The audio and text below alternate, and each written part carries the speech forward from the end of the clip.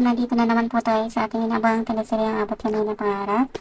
Dahil sa kaso hindi natuloy yung binabalak ni Dr. Carlos na paghinap kay Lynette, no? Kaya talagang kapila ng kasamaan ng ugali ni Zoe, talagang meron pa rin kabutihan sa kanyang puso. At ito namang batang gusto nilang operahan at tulungan, ayaw mo po opera, pero dahil sa Koreanong doktor na talagang expert sa mga ganong pag-uugali, dahil isa siyang doktor at isang psychologist, kung kahit alam niya kung paano paamoy ng bata at paano ito mapasunod sa kanya.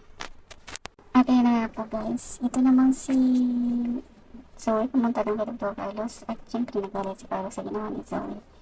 At meron itong hinihiling sa kanya dahil hindi niya daw nakuha si Lynette, meron daw siyang hilingin na yung ibigay ni Zoe ang kanyang daddy.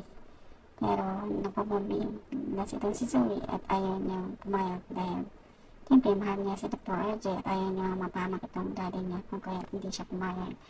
Sinabi ni Dr. Carlos na kung hindi siya papayag, gagawin niya lahat para masira din itong si Zoe at isusumbong niya kay Dr. RJ na sabihin niya hindi niya anak si Zoe at anak siya ni Dr. Carlos. At ayun na, nang tumawag kay Dr. RJ at nagulat sila Lynette dahil ito mismo tumawag ay kaboses ni Dr. Carlos at sinabi nitong hindi anak ni Dr. RJ si Zoe. At sinabi nito na hindi anak ni Dr. RJ si Zoe at nagulat itong si Dr. RJ dahil sa sinabi ng lalaki, pero nabusisa nila itong lalaki na parang si Dr. Carlos nga daw ito. At ayun na, dahil doon nagtataka sila doon ano lang kung bakit sinabi yun ng lalaking tumawag doon at ano yung purpose niya.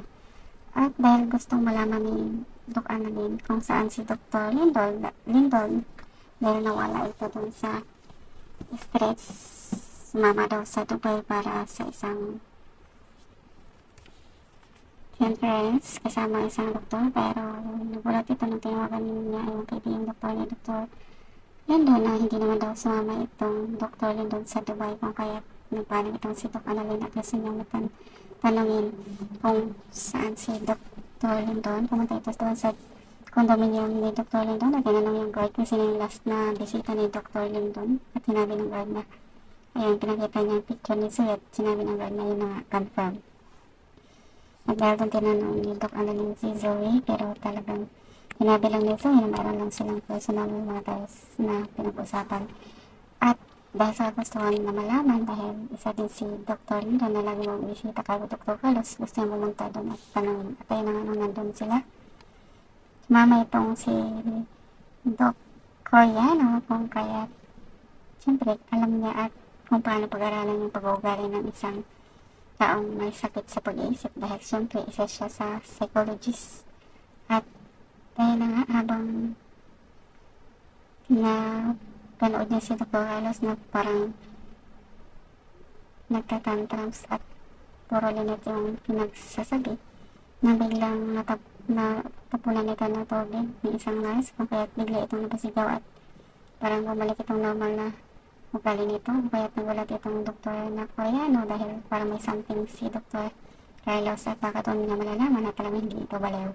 At ayun na nga guys, ito naman si Doc Annalyn, nagulat din sa reaction ni Dr. Carlos at I'm sure doon din magpagtanto nila na talagang babaliw-baliwan lang ito at may mga ginagawa pa rin itong kababalaghan kahit nandun ito sa hospital, at malalaman nila na lumalabas talaga ito ng hospital at nakagawa pa rin ng masama. At nagkwento din ni Doc Annalyn sa kanyang tatay na one time daw nakita niya si Dr. Carlos sa kalsada na paggala-gala. At ayun na nga po guys, please don't forget to like, subscribe, and press the bell button para to notify on my next video. Thank you so much and bye!